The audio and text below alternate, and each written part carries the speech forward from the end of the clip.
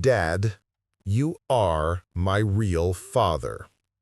Those words didn't just hang in the air, they sucked the oxygen right out of the room. I stared at Jace, my 19-year-old son, the boy I had just spent 6 months grieving, the boy I had cut out of my life because a piece of paper told me he was a stranger. My heart was hammering a frantic rhythm against my ribs. I looked at the phone screen, then at Jace's tear-streaked face, then back at the phone. "How?" I managed to whisper, my voice cracking under the weight of the moment. "Jace, how is this possible? I saw the report. I held it in my hand. It said 0. Jace sat down on the edge of the sofa, clutching his phone like it was a lifeline. He looked older than 19 right then. He looked like a man who had seen too much. "Because I know her, Dad," Jace said, his jaw tightening. "I know Mom better than you do. You always saw the angel. We saw the operator." He took a deep breath and started to explain. It went back to the day I handed him that first test kit in the kitchen. The day I thought I was being so subtle. "You were acting weird that day," Jace told me. "You were sweating. You wouldn't look me in the eye. And when Mom walked in, she looked like she was going to throw up. I knew something was going down. So when I swabbed my cheek for you, I didn't just do one." My eyes widened. "I had a second kit. I bought it online a week before because I had doubts too. I heard the rumors about Uncle Ryan. I wanted to know for myself. So while you mailed yours to that lab in Texas, I mailed mine to a lab in California." He swiped on his phone and handed it to me. "Look at the dates, Dad." I looked. The collection date was the same. The donor name was the same. But the result? Lab A, the one I received, result, exclusion. Probability of paternity, 0.000%. Lab B, the one Jace received, result, inclusion. Probability of paternity, 99.9997%. I felt physically ill. I felt the room tilting on its axis. "She must have intercepted your mail," Jay said, his voice trembling with anger. "Or she got into your email, or she knew someone at the lab. I don't know how she did it, but she switched the results, Dad. She wanted you to think I was Ryan's kid. She wanted you to kick me out." I looked at my son, my real, biological son, the boy I had punched my best friend over, the boy I had told, "I'm not your father." The guilt hit me like a physical blow to the stomach. I had let her manipulation turn me against my own blood. I had let her turn me into a man who abandons his child. "She forged it," I whispered, the realization turning into a cold, hard knot in my chest. She didn't just lie about the affairs. She tampered with medical documents. That's not just cheating, Jace. That's a felony. I stood up. The sadness was evaporating, replaced with a cold, precise fury. I wasn't just a heartbroken husband anymore. I was a witness to a crime. "Send me that screenshot," I said, my voice low and dangerous. "Send me everything." I didn't go to the police that night. I didn't go to a lawyer. I knew that if I wanted to nail Lena to the wall, if I wanted to make sure she never saw the light of day again, I needed more than just a screenshot on a teenager's phone. I needed the whole skeleton, not just one bone.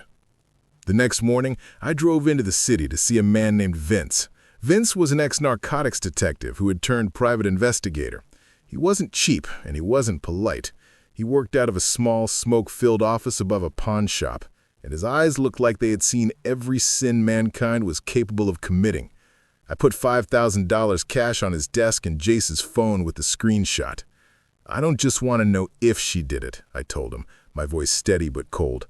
"I want to know how. I want the paper trail. I want the names. I want to know who she paid, when she paid them, and exactly how much my life cost her." Vince didn't ask questions. He just nodded, counted the cash, and told me to wait for his call. That wait was the longest 3 weeks of my life. Every time my phone rang, I jumped. I was living in a state of suspended animation. I was looking at the photos of the other kids, Kai, Nova, the little ones. and wondering who was real and who was a fabrication. Jace was mine. That much I knew now. But what about the others? If she forged one result to hurt me, could she have forged others to keep me or to get rid of me?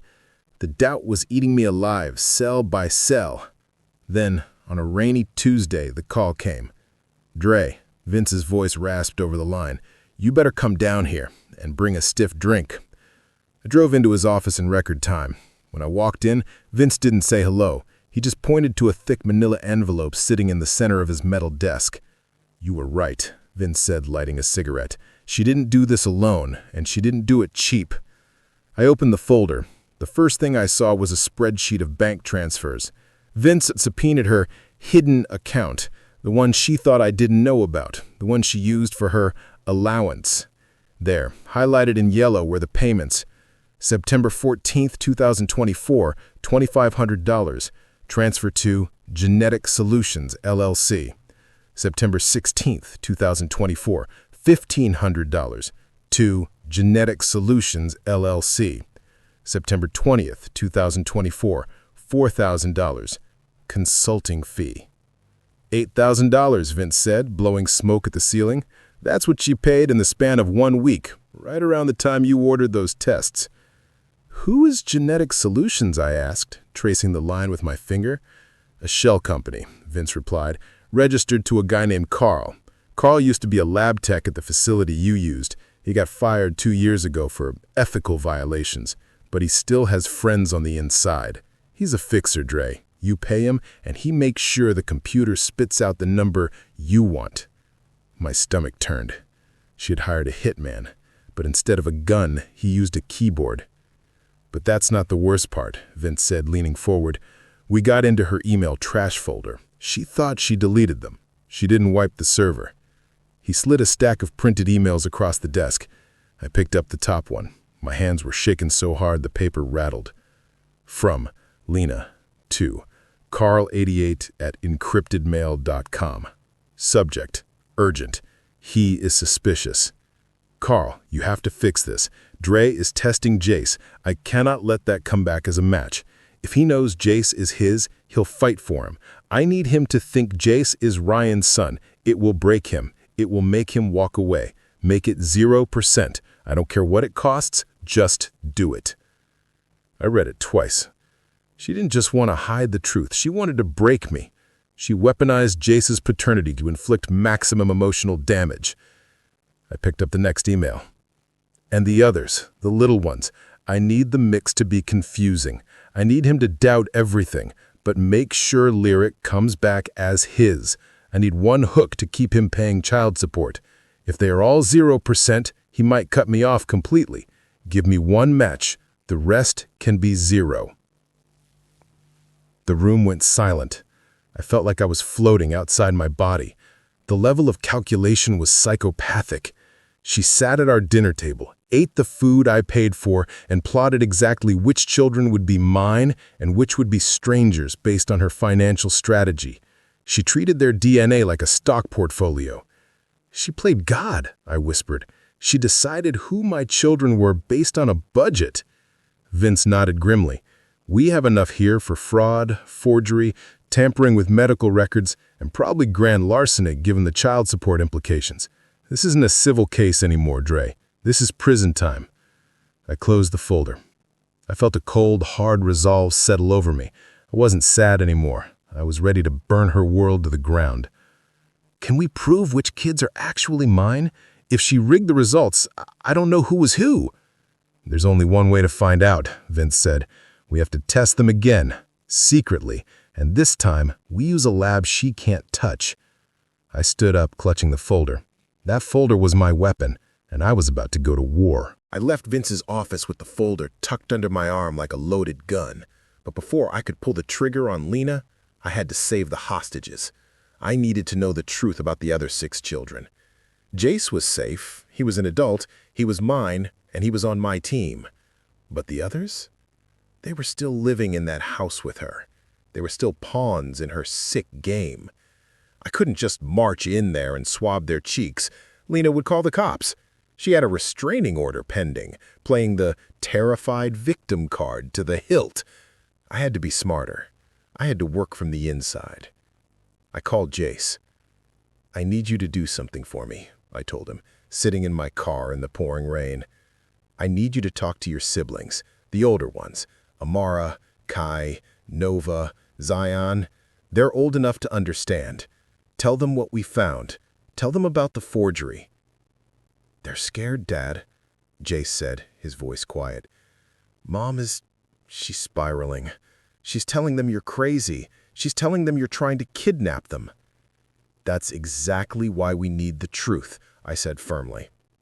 "I'm going to send you 4 kits, high-grade medical kits from a lab in Switzerland. Vince set it up. No local contacts, no way for her to intercept. Can you get them to take the tests?" There was a long pause. "I can try. Amara is asking questions. She remembers things from when she was little. She remembers Marcus coming over. She's terrified, Dad. She thinks she might actually be his." "Just tell her I love her," I said, my voice cracking. "Tell her that no matter what the paper says, I am her father, but we need to know the truth to stop the lies." Jace came through. 2 nights later, he met me in a parking lot behind a diner. He handed me a plastic bag with 4 sealed tubes. He looked exhausted. "It was like a covert op," he said, trying to smile, but failing. "We waited until Mom passed out on the couch with a bottle of wine. Kai was shaking so bad he almost dropped the swab. Nova just cried the whole time." I took the bag. "You did good, son. You did good." I overnighted the samples to the Swiss lab. Then the waiting game began again. But this time, it wasn't fear I felt. It was a desperate hope.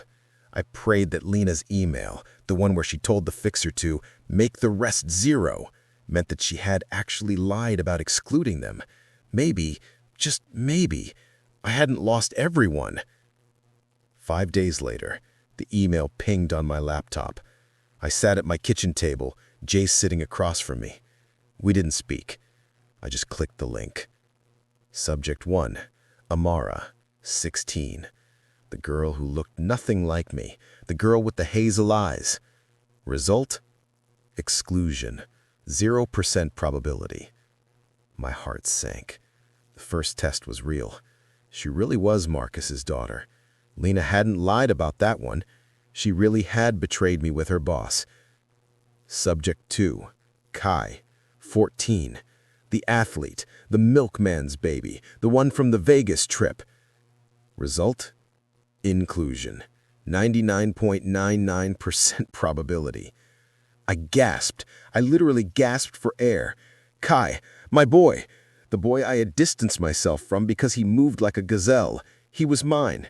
The Vegas trip was real. She did go, but she didn't get pregnant there. She got pregnant by me before she left. She used the Vegas story as a cover to hurt me, to make me doubt him. She let me believe my own son was a stranger just to twist the knife. Subject 3, Nova, 12.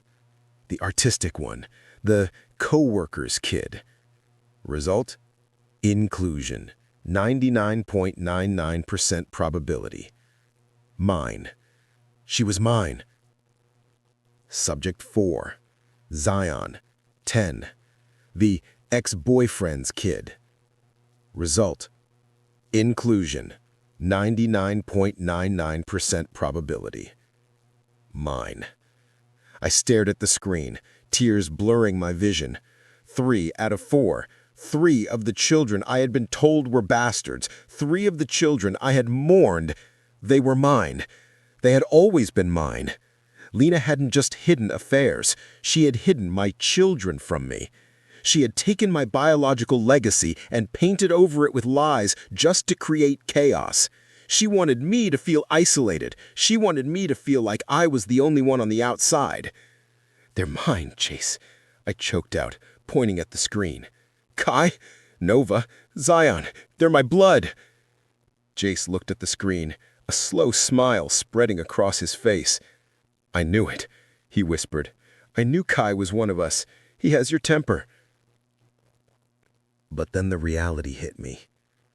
Amara, Amara was the only one in that batch that wasn't mine, and she was stuck in that house with a woman who was unraveling, a woman who was about to be exposed as a felon. And the little ones? Remy and Sage? I still didn't know, but the odds had shifted. I wasn't fighting for strangers anymore. I was fighting for my family. "We have to get them out," I said, standing up. "We have to get them out now." I grabbed my keys, I grabbed the folder with the forged emails, I grabbed the new Swiss lab reports. "Where are we going?" Jace asked, jumping up. "We're going to get your brothers and sisters, and then I'm going to introduce your mother to the police." It was 2:47 a.m. when the text came through. I was sitting at my kitchen table with Jace, fueled by adrenaline and black coffee, mapping out our next move. My phone buzzed against the wood. It was Amara. "Daddy, please help. Mom is packing suitcases. She woke me and Remy up. She says we're going on a vacation to her sisters in Canada, but she's crying and throwing things into bags. She won't let us take our phones. I'm hiding in the closet." My blood turned to ice. Canada. She wasn't visiting family. She was running. She knew the walls were closing in. Maybe Vince's inquiries had triggered an alert, or maybe she just felt the noose tightening. But she wasn't just running. She was taking the children. She was taking Amara, the daughter she knew wasn't mine, and Remy, the neighbor's kid. She was trying to salvage what was left of her assets. "She's running," I shouted, grabbing my keys. "Jace, get in the truck, now." We flew out of the apartment complex. I drove like a maniac. Red lights were just suggestions. The rain was hammering against the windshield, blurring the streetlights into streaks of neon. My knuckles were white on the steering wheel. I wasn't going to let her take them. I wasn't going to let her disappear with my children. Biological or not, Amara was my daughter in every way that mattered, and I wasn't letting her be dragged into life as a fugitive. We screeched into the driveway of the old house 10 minutes later. The scene was chaos. The garage door was open. The minivan was running, exhaust pumping into the cool night air. The trunk was open, half filled with hastily packed duffel bags. Lena was there dragging a screaming 8-year-old Remy by the arm toward the car. Amara was standing by the open sliding door, crying, clutching her backpack. I slammed the truck into park, blocking the end of the driveway so she couldn't back out. I jumped out into the rain. "Lena, stop!" I roared, my voice echoing through the sleeping neighborhood. Lena froze. She looked at me, her eyes wild, her hair plastered to her face by the rain. She looked like a cornered animal. "You get out of my way, Dre," she screamed, shoving Remy toward the car. "We're leaving. You don't own us. The court said I have custody." "The court doesn't know you forged federal documents," I yelled back, marching up the driveway. "The court doesn't know you're kidnapping them." "It's not kidnapping. They're my children."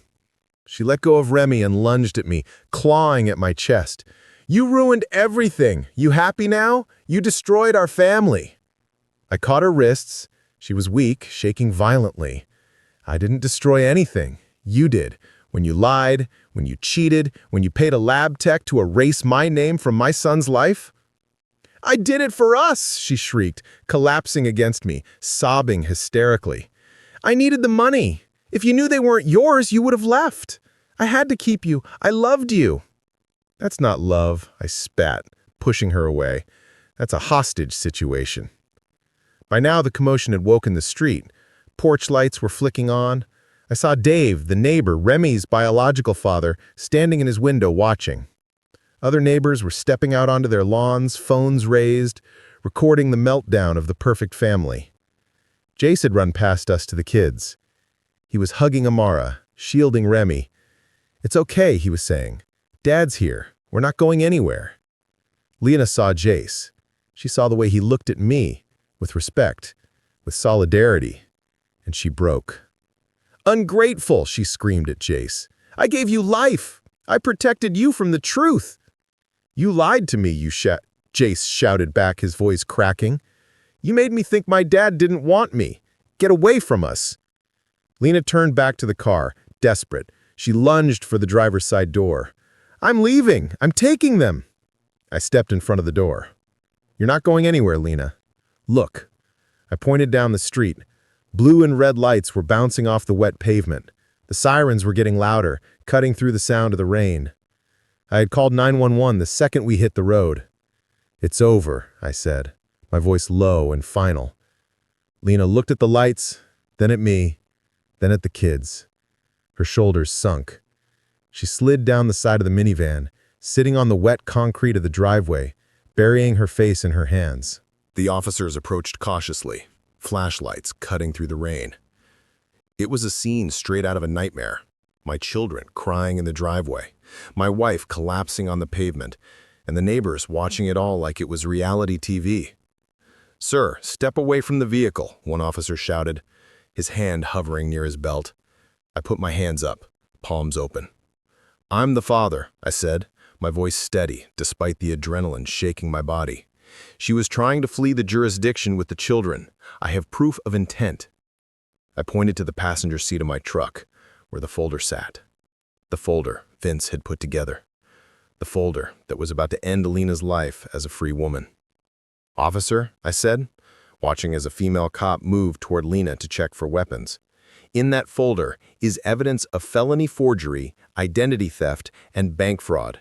She falsified medical records to secure hundreds of thousands in child support, and tonight she attempted custodial interference and kidnapping." The lead officer looked at me, then at the hysterical woman on the ground, then at the terrified kids huddled behind Jace. He signaled his partner to check the folder. They opened it on the hood of the cruiser, shining a flashlight on the bank transfers to Genetic Solutions and the emails Lena had sent to the fixer. I watched the officer's face change. He wasn't looking at a domestic dispute anymore. He was looking at a federal crime. He walked over to Lena. She was shivering, mumbling to herself. "Lena, last name. Stand up," he said, his voice void of sympathy. "I didn't do anything," she wailed, scrambling to her feet. "He's lying. He's trying to steal my babies." "Ma'am, turn around and place your hands behind your back." Sound of handcuffs ratcheting shut. "No, no, please! Amara, Jace, tell them!" She looked at the kids, desperate for a savior. Jace turned his head away. Amara buried her face in Jace's chest. They didn't speak. Their silence was the loudest sound in the world. "You are under arrest for suspicion of fraud, forgery, and attempted kidnapping," the officer recited. Lena screamed as the cold metal locked around her wrists. It was a primal, gut-wrenching sound. A mother being ripped away from her children. Even after everything she did, watching it happen, it didn't feel like a victory. It felt like a tragedy. They walked her to the back of the cruiser. She was fighting them, kicking at the door, screaming my name. "Dre, don't let them take me. I'm sorry. I'll pay it back. I'll do anything." I stood there, in the rain, watching the woman I had shared a bed with for 20 years get shoved into a cage. You can't pay back time, Lena. You can't pay back a life. Child Protective Services arrived 20 minutes later. Because the custody status was now a mess of forged documents and criminal charges, they had to intervene. But I had the new Swiss DNA results. I showed the caseworker the proofs for Kai, Nova, and Zion, and I showed them the court order for Lyric. "I am the biological father of these four," I told the caseworker, a tired-looking woman named Miss Higgins. "And Jace here is 18. He's staying with me. I am petitioning for emergency custody of Amara and Remy based on kinship care. I am the only father they have ever known." It was a mess of paperwork, but they saw the situation. They saw a stable father and a mother in handcuffs. They let me take them. All of them. We drove away in a caravan, my truck and Jace's car, leaving the empty house and the foreclosure sign behind. I looked in the rearview mirror. The police cruiser was pulling away, taking Lena to the county lockup. The empire of lies had finally fallen. But as I looked at the traumatized faces of the children in my backseat, I knew the cleanup was just beginning. If family court was a battlefield, criminal court was a slaughterhouse. 6 months after the arrest, we were back in front of a judge. But this time, the charge wasn't irreconcilable differences. It was fraud in the first degree, forgery of medical documents, and theft by deception. Lena sat at the defense table wearing a cheap gray cardigan and no makeup. She looked small, frail. It was a calculated look, of course. She was playing the role of the terrified, devoted mother who made a mistake. Her lawyer was a public defender who looked like he hadn't slept in a week. He knew he had a losing hand. The evidence Vince and I had handed the district attorney was bulletproof. The emails, the bank transfers, the confession in the driveway, it was all there. But Lena wasn't going down without one last performance. She took the stand. She cried on cue. Close-up of Lena wiping a tear. "I never wanted to hurt anyone," she sobbed into the microphone, her voice trembling just the right amount. "I was terrified.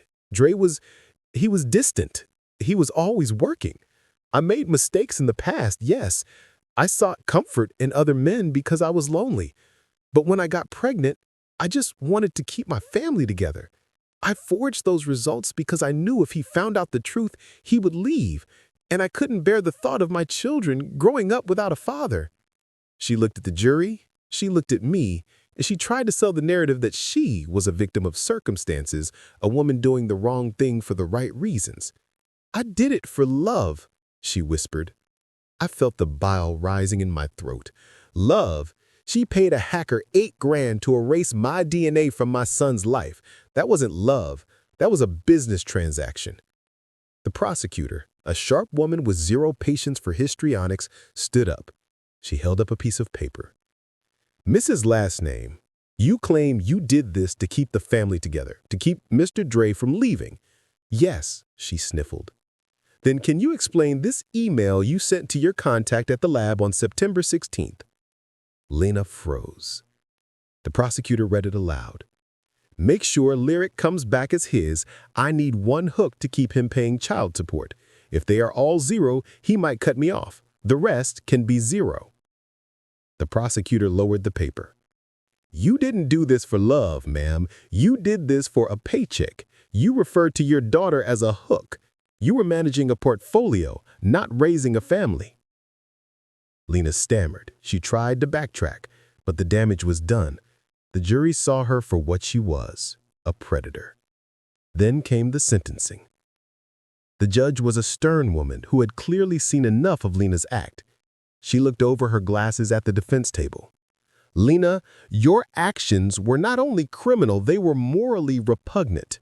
You deprived a father of his rights and your children of their truth. You manipulated the medical system for financial gain." I leaned forward. I wanted prison time. I wanted to see her in orange. "But," the judge continued, "this is a first offense, and the court must consider the impact on the minor children." My heart sunk. I knew what was coming. "I am sentencing you to 5 years of probation," the judge ruled. Probation. She wasn't going to jail. I felt a flash of hot anger. She stole 20 years of my life, and she was getting a slap on the wrist. "But," the judge said, raising her voice, "you will also pay restitution." She looked at the financial files. "You accepted child support and spousal maintenance for years based on fraudulent paternity claims. You lived in a house paid for by a man you were actively deceiving. The court orders you to pay restitution to the victim, Mr. Dre, in the amount of $180,000. Text on screen. Restitution, $180,000. A gasp went through the courtroom. Lena's eyes bugged out. $180,000? She was broke. She was unemployed. She was living in a studio apartment. That number wasn't just a fine, it was a life sentence of debt. She would never own a home again. She would never have good credit again. Her wages would be garnished for the rest of her life. And, the judge added, the final nail in the coffin, a permanent restraining order is granted. You are to have zero contact with Mr. Dre or the minor children unless explicitly approved by the family court guardian. Step out of line once, and you will serve the full 5 years in a state penitentiary. Sounded the gavel banging. Lena looked at me. The tears were gone. In their place was pure, unadulterated hatred. She realized the game was truly over. She wasn't going to jail, but she was leaving that courtroom with a chain around her neck that weighed exactly $180,000. I stood up and buttoned my jacket. I didn't smile at her. I didn't need to. I walked out of that courtroom a free man, and she walked out a debtor to the truth. The courtroom victory was one thing. The reality of putting a shattered family back together was another. We moved into a rental house on the other side of town, a big, rambling place with a yard for the little ones. It wasn't the mansion, but it felt like a fortress. It was a safe house. For the first few weeks, it was us against the world. Me, Jace, Kai, Nova, Zion, and Lyric. The Bio 5, as Jace darkly joked once. We were legally cemented. The DNA proved it. The court stamped it. We were a unit. But there were 2 empty chairs at the dinner table. 2 ghosts haunting the hallway. Amara and Remy. The 2 children who had called me dad their entire lives but shared 0 DNA with me. Technically, legally, I had no rights to them. I had fought for kinship care, but the system is messy. Lena, despite her probation, was still their biological mother. And since I wasn't the biological father, my standing was shaky at best. The choice came down on a Saturday morning. It was the day the social workers arranged for the permanent placement decisions. Amara was 16. In the eyes of the court, she was old enough to have a voice. She sat on the edge of her bed, her bags packed. She was holding a picture of us from a Disney trip 10 years ago. I walked in and sat beside her. "Amara," I said gently, "you know you don't have to go anywhere. This is your home. You are my daughter. I don't care what the lab report says. I don't care about Marcus. You are mine." She looked at me, tears streaming down her face. Her hazel eyes, the eyes that I'd always wondered about, were filled with a pain no teenager should ever know. "I can't go with her, Dad. I can't. She looked me in the eye and told me I was leverage. She told me I was her retirement plan." She shuddered. "I hate her. I hate her for what she did to you." She threw her arms around my neck. "I'm staying. I'm choosing you." I held her tight. I had won Amara. Love had beaten biology. But then there was Remy. Remy was 8. He was confused. He was scared. And Lena had been working on him. During her supervised video calls, she had been whispering poison into his ear. "Daddy stole you. Mommy is all alone. Mommy is going to die of sadness without you." When the social worker arrived to facilitate the transfer, Remy was hiding under the kitchen table. I coaxed him out. "Hey, buddy, come here." He looked at me with big, teary eyes. "Do I have to go to Mommy's?" "You don't have to do anything you don't want to, Rem. But your mom, she wants to see you." Just then, Lena's car pulled up to the curb. She wasn't allowed to come to the door per the restraining order, so the social worker walked Remy out. I watched from the window. I saw Lena get out of her beat-up sedan. She looked desperate. She fell to her knees on the sidewalk, arms open wide. "Remy, my baby, come save Mommy," she wailed. It was emotional manipulation of the highest order. She was weaponizing his empathy. Remy looked back at the house. He looked at me in the window. Then he looked at his mother, broken and weeping on the concrete. He was 8 years old. He didn't understand fraud. He just saw his mom crying. He broke. He ran to her. Lena scooped him up, glaring at my window with a look of triumphant malice. She had lost the mansion. She had lost the money. She had lost 6 of the kids, but she got one. She got Remy. I punched the wall next to the window. Doof. I felt sick. I knew what life awaited him. A life of cheap motels, instability, and being used as a pawn for the rest of his childhood. But I had no legal tether. I wasn't his father. Dave, the neighbor, was his father, but Dave wanted nothing to do with it. So the lines were drawn. I had 6. The 5 biological kids plus Amara, the one who chose loyalty over blood. She had 1, Remy. As I watched her drive away with him, I made a silent vow. I would keep watching. I would keep waiting. And the second she slipped up, I would be there to take him back. But for now, I had to focus on the ones I saved, and I had to focus on rebuilding the man she tried to destroy. They say the internet never forgets. For Lena, that wasn't just a saying. It was a death sentence. We didn't leak the story. We didn't have to. The court records were public. The arrest report was public. And in a small town like ours, news travels faster than light. But when the mugshot hit the internet, that's when the nuclear bomb went off. Someone at the police station, or maybe a clerk at the courthouse, posted it on a local crime watch page.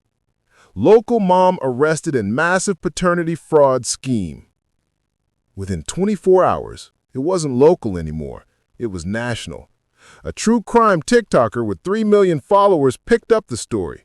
She did a 10-minute deep dive on the 8-envelope mother. She broke down the math. She broke down the forgeries. She showed the bank transfers. I sat in my living room, watching the view count climb. 1 million, 5 million, 10 million.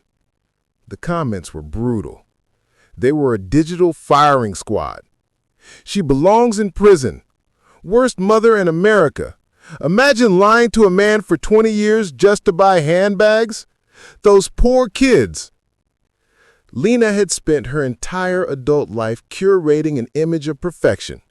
She lived for the envy of others. She needed to be the queen bee. Now, she was the punchline of the entire country. The fallout was immediate and catastrophic. The boutique where she worked, her last lifeline to the high society world she loved, fired her the next morning. They didn't even let her come in to clean out her locker. They sent her a box by courier. They didn't want the paternity fraud mom scaring away customers. She was radioactive. Within 2 weeks, she was evicted from her apartment. No landlord would rent to her with a criminal record for fraud and an eviction notice pending. She ended up at the Starlight Motel on the edge of town. It's the kind of place where you pay by the week and the police visit twice a night. I drove by there once, just once. I needed to see it. I needed to see the reality of her choices. I saw her car, the beat-up sedan, parked outside room 104. I saw Remy sitting on the curb, playing with a stick in the dirt, wearing clothes that looked too small for him. My heart broke for that boy. He was the innocent casualty in her war. Then the door opened. Lena stepped out. She was wearing sweatpants and a stained t-shirt. She looked 20 years older. She was smoking a cigarette, something she never did because it ruined her skin. She looked at the passing cars with a hollow, dead stare. She saw my truck. For a second, our eyes locked. I expected her to scream. I expected her to flip me off. But she didn't. She just looked at me. And in her eyes, I didn't see anger anymore. I saw fear. Pure, unadulterated fear. She realized that the camera wasn't off. The world was still watching, and she had nowhere left to hide. I rolled up my window and drove away. I didn't feel happy. I didn't feel triumphant. I just felt a heavy sense of closure. The woman who tried to destroy me had incinerated herself. But while she was hitting rock bottom, I was finally starting to climb. And I wasn't climbing alone. They say the best revenge isn't anger. It isn't hate. It's success. While Lena was rotting in a motel room, counting pennies for cigarettes, I was busy rebuilding the empire she tried to steal. It started with Kayla, Lena's sister. What began as trauma bonding over coffee had turned into the healthiest, most genuine relationship of my life. Kayla wasn't like Lena. She didn't care about the cars or the jewelry. She cared about the kids. She showed up to Zion's soccer games. She helped Nova with her art projects. She sat up with Amaro when she had nightmares about the police raid. For the first time in 20 years, I wasn't an ATM. I was a partner. A year after the divorce was finalized, I took Kayla back to the spot where we had our first coffee. I got down on one knee. I didn't hire a photographer. I didn't stage it for Instagram. I just looked her in the eye and asked her to build a real life with me. When she said yes, I felt a weight lift off my shoulders that I didn't even know I was carrying, but I knew someone else would feel that weight crash down on them. We posted the engagement photo, just one, simple, classy. Within an hour, I got a notification. Lena had created a burner account to stalk my page. She didn't comment, but I saw the view. I knew she was sitting in that smoke-filled motel room, staring at her own sister wearing a ring that should have been hers, realizing that she had been replaced by her own blood. It was Shakespearean justice, but I wasn't done. I took the money I had saved over the last year, the money that wasn't being siphoned off for secret abortions, hush money, and hotel rooms, and I invested it. I went back to my roots. I started my own construction firm, Phoenix Builders. Fitting, right? Rising from the ashes. We were lean, we were hungry, and we were honest. In 6 months, we had 3 contracts. In a year, we were the top-rated firm in the county. I was making more money than I ever did when I was married to Lena. But this time, the money stayed in the family. I remember the first Christmas in the new house. It was chaotic. It was loud. There were 6 kids running around, wrapping paper everywhere, the smell of Kayla's cooking filling the air. We took a family photo in front of the tree. Me, Kayla, Jace, Amara, Kai, Nova, Zion, and little Lyric. Lyric, my baby girl, my anchor. She was 4 now. She was the light of my life. She was the one thing Lena gave me that was truly mine, the one biological connection that proved I wasn't crazy. I held her on my lap for the photo, her little arms wrapped around my neck, her smile matching mine. I looked at that photo and I saw victory. I saw a man who had walked through hell and came out holding a torch. But you know what they say about things that seem too perfect? They usually are. I thought the secrets were all out. I thought the 8 envelopes were the end of the story. I thought Lyric was my biological daughter because the test, the one test Lena hadn't forged, the one the court used to give me custody, said she was. I was wrong. The devil had one last trick up her sleeve, and she waited until I was at my absolute happiest to play it.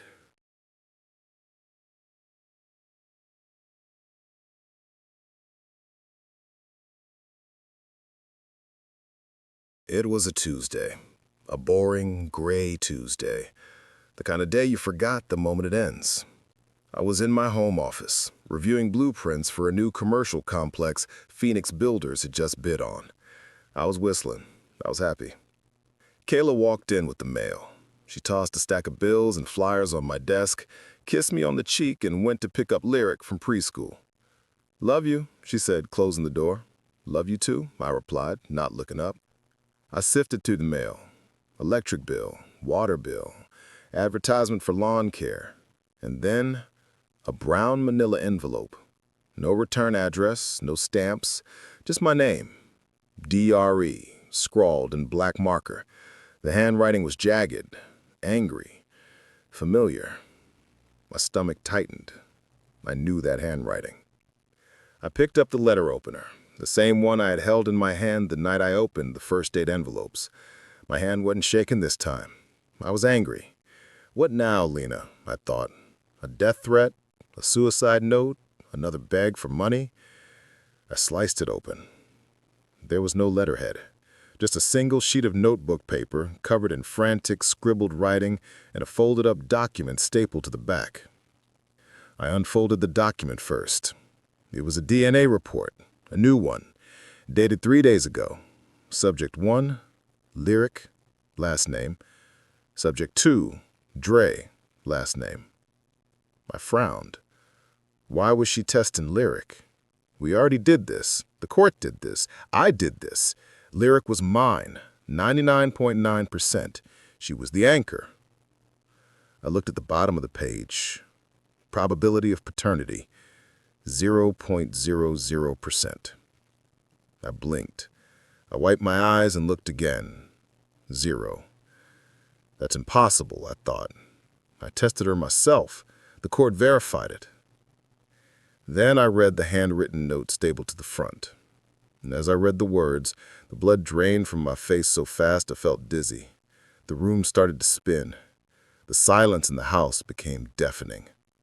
You think you won, Dre? You think you took everything from me? You took the house, you took the money, you took my reputation, you even took my sister. You think you're the hero who saved the one true child? But you didn't save anything. You're right about the other 7. I cheated. I lied. But Lyric? Dre, the joke is on you.